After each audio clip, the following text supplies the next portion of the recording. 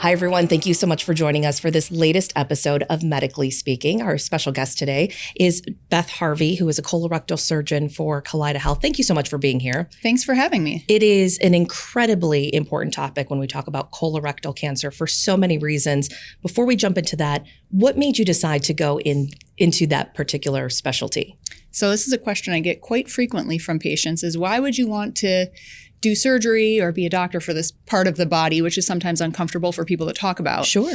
And I think that it's probably one of the best specialties because you're helping patients who do have cancer. You're able to help patients through a variety of different surgical techniques. You can use robotic surgery, minimally invasive surgery. You can do open surgery, and you can do colonoscopies and other procedures that are more minor for patients and try and get patients cured of their cancer without a surgery. Yeah.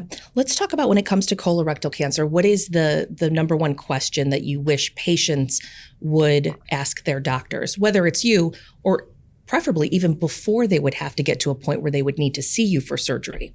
Yeah, I think that one of the most important questions that patients can ask about colon cancer is what can I do to prevent this or decrease my risk of colon cancer?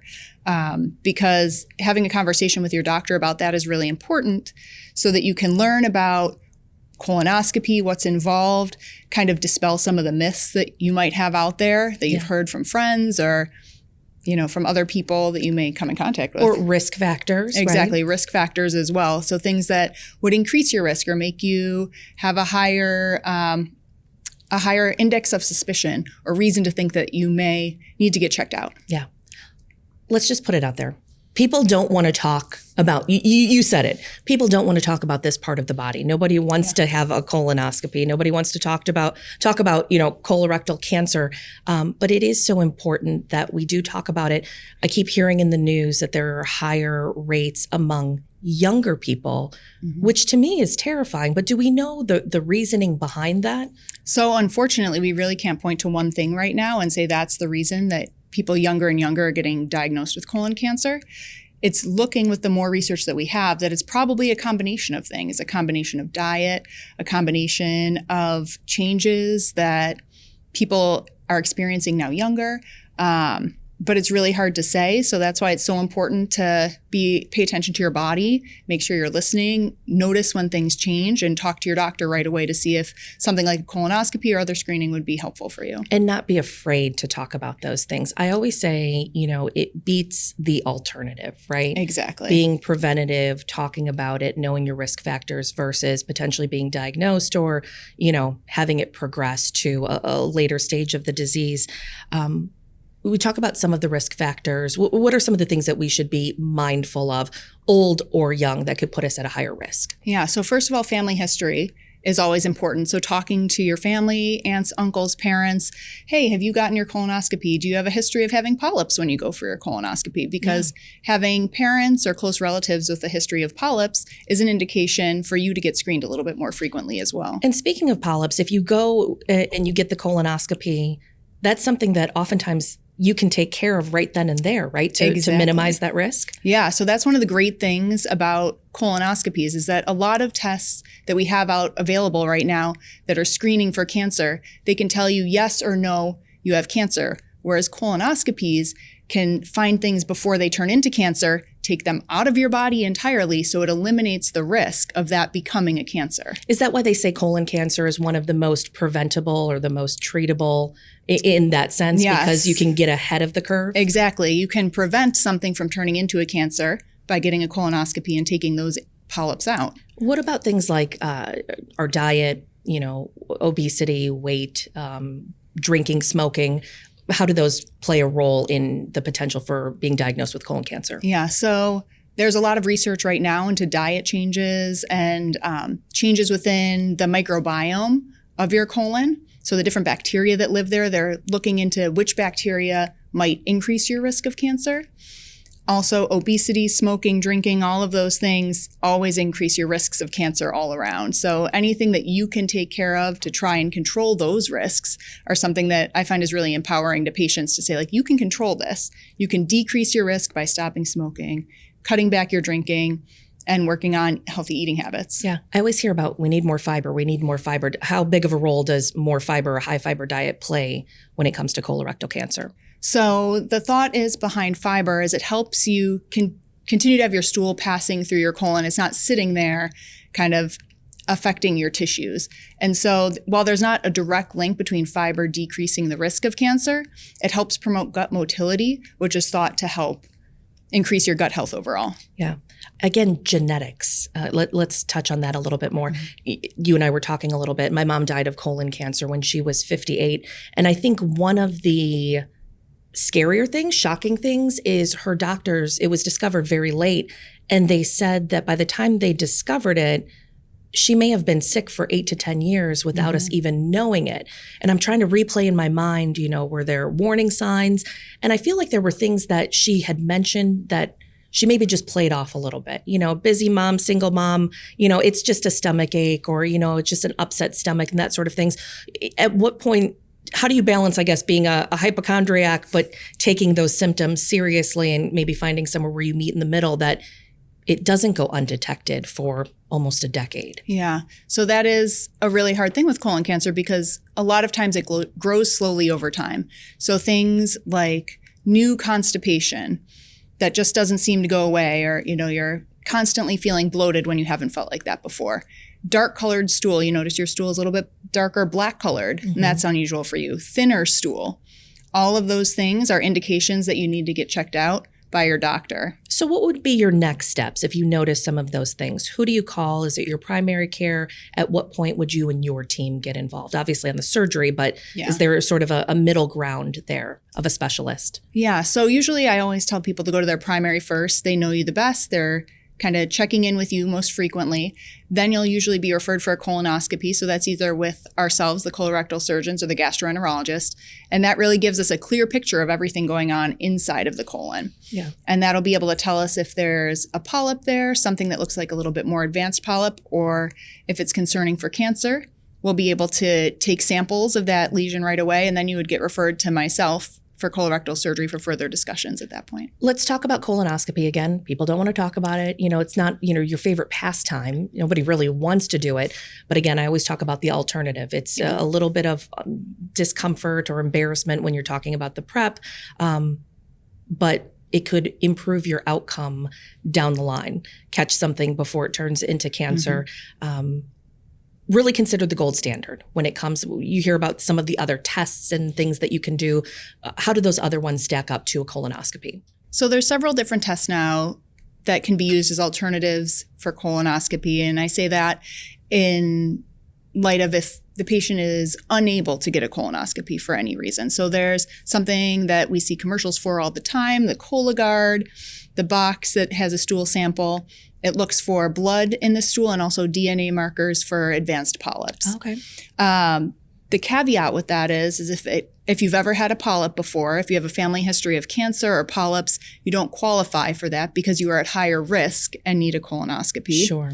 If you have a positive Cologuard test at any point, then you're off of that path and going with colonoscopies. And there is a fairly high false positive and false negative rate. Yeah. False negative is the scary one to me. About 13% of the time you can get a negative test saying you're okay and you when think you you're actually okay. have something going on in there that needs to be looked at further. So again, colonoscopy, the gold standard. People are always like, it doesn't sound fun. Again, it's probably not fun, but it's really not as bad as people think. And I feel like the prep has gotten better as well in terms of drinking the high volumes of liquid. Talk about how that has changed. I've had a couple because of family history over, the past probably 10 years or so, much earlier than the recommended screening because of that, but just trying to stay vigilant. And I feel like it's gotten better from the first one to the second one. Yeah. So the prep has changed significantly, just even over, like you said, the past 10 years. A lot of people remember the prep as you get a giant jug of this salty water and you have to sit there all night drinking it. There are many, many alternatives that work just as well as that large volume prep that everyone used to get. Yeah. So now we have Miralax preps where you're drinking Miralax mixed with Gatorade for 4 hours. Smaller volumes. You can use magnesium citrate, which is even smaller bottles. There's now pills as well. that you can take. So it's about 6 or 8 pills that you drink with a lot of water, that some people prefer that. So there's lots of options now that can really fit anyone's preference. And talk about the importance of the prep and how that helps during the colonoscopy to get a better view of everything you need to look at and really making sure that you adhere to the prep. Exactly. That is one of the most important things that I talk to all my patients about, is that this is going to be an unpleasant experience for about 12 hours or so before, while you're drinking clear liquids, drinking the prep, cleaning everything out. But it's of utmost importance, because if there's stool that's still in the colon, poop that we're not really able to see things, it makes it much easier to miss small polyps that could be precancerous. And if you miss those and say, okay, everything's great, come back in 10 years, 10 years could be enough time to have that polyp turn into cancer. Yeah. Let's talk about the screening, the recommended ages. Over the past couple of years, it has since been lowered. It used to be 50. Correct. Yeah. Now it's 45. And again, the reasoning behind that and the importance of people, we hear about mammograms when you're 40. And I feel like people are so hyper vigilant about doing, going to the dentist and going to the OBGYN. Colonoscopy, not always, the top of their radar, but it should be. Agreed. Yeah, it definitely should be. So it has recently moved to 45, and I have inklings that in the next 5 years or so, we should probably be having it move down again. I wouldn't be surprised, because of all these young patients who are being diagnosed with cancer. But right now, 45 is the age when we recommend everybody start getting colonoscopies. If you get your first colonoscopy done and it's normal, there is no polyps, then we say, if you have no other risk factors, we'll see you in 10 years. Which is great news. That's exactly. Clean bill of health, and you can take that off your mind and have one thing that you do once every 10 years. You get a good nap with the sedation, and then you have a great meal the next day, because you don't get to eat during the prep. Honestly, that was for me probably the worst part, because I was like, oh, I'm a little hungry. But other than that, it's really not, I can promise you, it's not that bad. It is not that bad. And again, consider the alternative. And if you can take that 12 hours or that 24 hours to really put yourself in a really good position to stay on top of your health. Exactly. Why not do it, right? Yeah. And think about those 12 hours for the next 5, 10 years. You don't need to do it again if you get a good prep the first time and you really commit to making sure that you're all the way cleaned out, not trying to, I'll just sneak like half a granola bar, because you can see all of that during the colonoscopy. We want a nice clean slate so that doctors, can get a good look. We talked about some of the warning signs, other things that people might dismiss that could be an indicator, or at least a signal for you to reach out to your doctor to make sure it's nothing bigger. Yeah. So another thing that I'm hearing frequently, especially from younger people, is that, I've had constipation on and off for my whole life. Sometimes I'd have some bleeding from hemorrhoids. So when they see that happening together, they don't think very much of it. But that is an indication that you should come and at least talk to your primary care. Yeah. If not, get checked out further with a colonoscopy, because those are typically the symptoms that I hear from patients, or I see them because they've been having bleeding from their hemorrhoids. And when I look, their hemorrhoids look okay. So, okay, where's this bleeding coming from? We need to look a little bit deeper. What can you say to folks who are scared, embarrassed, don't want to talk about it? It is your job, right? I'm making it my job to scream it from the rooftops and to make sure that everybody who has a family history, or who is 45, or who hasn't gone yet, if you're older, to do these things. How do you convince them to go? I think what helps the most is having my patients who go through it talk to their friends. Yeah. Because I'll see them on the morning before the colonoscopy and they'll say, Doc, I thought it was going to be way worse than that. Yeah. It really wasn't as bad as I thought. And so I use my patients as advocates to go out to their friends in the community and their churches to really let people know that the prep isn't this big bad thing, that it's something that you can do. And then you can have the peace of mind after that you've been screened and you've been checked out. Yeah. And you can put that to rest. I have volunteered to drive people home, because you do need a driver, because obviously you're under the sedation. But I'm like, do not let that be an excuse. If you don't have a ride, I will take you. And then they're like, no, I'm just, making excuses. And I'm like, okay, no more excuses. You need to go and you need to do this. If unfortunately somebody hears the words, you have colon cancer, and it's not just a polyp that can be removed, if it turns out to be something more serious, what are the next steps, and how does Kaleida get involved in terms of their care? Yeah. So the next step is if they had a colonoscopy with a gastroenterologist, they would be referred to us, the colorectal surgeons. If myself or one of my partners did the colonoscopy, we would call the patient, have them come meet with us and kind of lay out the plan. And what that would include is getting some imaging studies done, CT scans, to take a look at the rest of the body, make sure the rest of the body looks okay, and that there's no signs that the cancer may have spread. I tell my patients, then we're going to talk about you behind your back. And what that means is we have a multidisciplinary tumor board conference where I have myself as the surgeon, we have the oncologist, the radiologist, the pathologist, the radiation oncologist, anybody who could be involved in the patient's care meet and talk about that patient and the specifics of their cancer. So it really can be specialized and tailored. One person's diagnoses and their treatment might not look the same as somebody else. Exactly. As the research progresses and we're getting new treatments for cancers, we're looking more at each individual's cancer rather than this is how we treat colon cancer. Everybody who has a colon cancer gets X, Y, Z. We look at it very individualized and say, what is unique about their cancer and how can we treat that most effectively? You talked about the different options for surgery. We've come a long way too, especially with robotic surgery, Yes. minimally invasive.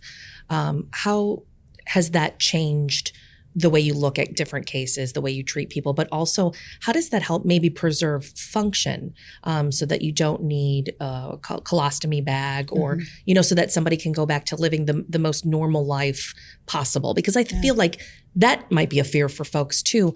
What is my future going to look like? 100%. Yeah. So I spend a lot of time talking to patients about what surgery looks like, what alternatives there are to surgery, and kind of what the steps will be after surgery. And so a lot of that depends on where in the colon their cancer is, because that will dictate the type of surgery that we do. Sure. Colon cancers that are closer to the end of the colon or the rectum sometimes require a temporary ostomy bag to help the connection that we make in the operating room become water sealed tight before we let stool and water go through it again. Sure. So just a temporary measure for measure. healing, basically. For healing, exactly. Sometimes, and most of the time, if it's in other parts of the colon, there's not a need for an ostomy at all. We're able to put the colon back together safely at the initial operation, a lot of times just through small incisions using the surgical robot. So we'll be able to take out the cancer in a safe manner, and the patient will wake up from surgery, only have 4 little incisions, and sometimes be going home the next day from the hospital. Wow. Just 4 small incisions. Yeah. That's incredible. Any other long-term side effects, or what does life look like after treatment? I would imagine, much like the treatment itself, everybody's a little bit different. Yeah, of course, everybody's a little bit different, but for the most part, and most colon cancers, patients usually have no change in their function whatsoever. Initially, some people may have loose stools earlier, or more diarrhea, more frequent bowel movements. But most of the time, people recover very well and go back to their normal bowel habits. Yeah. What does screening look like after a diagnosis? Are you going for colonoscopies more frequently, or is there other imaging that you have to go through to stay on top of it? Yeah, so once you've been diagnosed with colon cancer and you've been treated, had surgery hopefully successfully, and any other therapy that you need, we always recommend a colonoscopy 1 year after the surgery. And then you'll also be following with your oncologist for periodic scans, checking blood levels for markers of cancer. Sure. And other things like that. We spread the colonoscopies out a little bit every year until about 5 years or so. We'll spread it out even longer than that. Yeah. But there are folks who perhaps were diagnosed, had surgery, and today are living perfectly healthy, normal lives that you might not even know they had cancer at one point. Yeah, I would say over 50%, if not the vast majority of people, you would never even know meeting them on the street. Yeah. We've been talking a lot recently about, cancer care at Kaleida Health. Why should somebody come to see our team for their care, and specifically for colon cancer? Yeah, I think that we have a great team approach set up here with our multidisciplinary team. So if you come to see me, I'm going to get you in to see our oncologist right away. Sometimes in the same building is where I'm seeing my patients. We'll tag team and That's great. see the patient in the same visit to really try and help streamline their care. And I would imagine with a diagnosis or potential diagnosis, you don't want to waste any time. But I'm thinking as a patient too, that's so nerve-wracking if you're waiting days or weeks for that next appointment. I feel like that does something for your peace of mind and for your healing and getting you on that healing journey, getting it done sooner. Exactly, yeah. And we have great connections with the imaging teams at Great Lakes. So we're able to get our patients in right away to reduce some of that anxiety that you're talking about, because I've talked to many patients who say, okay, you've dropped this diagnosis on me and I feel like I've got a time bomb sitting there. Yeah, now what? Now what? And so we really do our best to keep both the patient engaged, get them moving through the system as quickly as possible, and reassuring them that all of their providers are just as engaged and concerned as they are. Yeah. And if there should be the need for any sort of emergent care, we also have those capabilities as well with Buff General and with Suburban. Again, it's sort of the holistic approach. And we have all of these different resources, which is also really great. That's true. We have the hospital systems for the surgeries themselves and any emergencies that may arise. We also have patient navigators through Kaleida who are able, and social workers and nutritionists and all of the things that come with a cancer diagnosis that you may have questions about.